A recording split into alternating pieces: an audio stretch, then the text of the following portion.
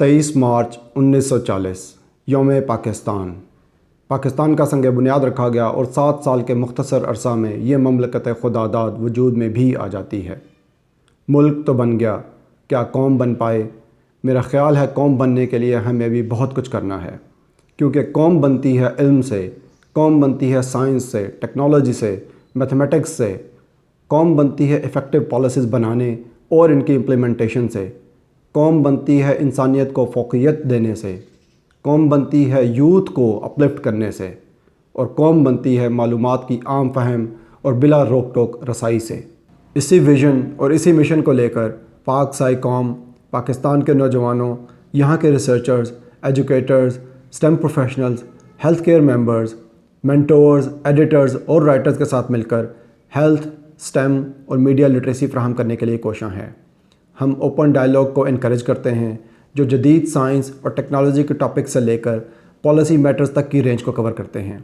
ہمارے والنٹیئرز دن رات کی محنت سے آپ کے سامنے ایسے قابل فخر پاکستانیوں کو لے کر آتے ہیں جنہوں نے اپنی فیلڈ میں کام کر کے پاکستان کا نام پوری دنیا میں روشن کیا ہے۔ یہ سائنٹسٹ، یہ انوویٹرز، یہ انٹرپرینیورز اور یہ شائننگ سٹارز نہ صرف یہ پروجیکشن ڈیزرو کرتے ہیں بلکہ ہماری یوتھ کے لیے بہترین موٹیویشن بھی ثابت ہوتے ہیں۔ آج یوم پاکستان کی 81ویں برتھ ڈے کے موقع پر ہم یہ عہد کرتے ہیں کہ پاک سائی قوم کے فورم سے ہم اپنی ان کاوشوں کو جاری رکھیں گے تاکہ نیشن بلڈنگ کے اس کار خیر میں ہم بھی حصہ دار ٹھہریں۔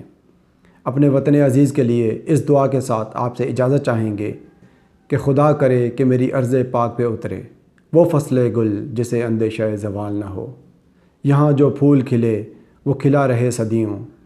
یہاں خزاں کو گزرنے کی بھی مجال نہ ہو، یہاں جو سبزہ اگے وہ ہمیشہ سبز رہے اور ایسا سبز کہ جس کی کوئی مثال نہ ہو۔ خدا کرے کہ میرے ایک بھی ہم وطن کے لیے حیات جرم نہ ہو، زندگی وبال نہ ہو۔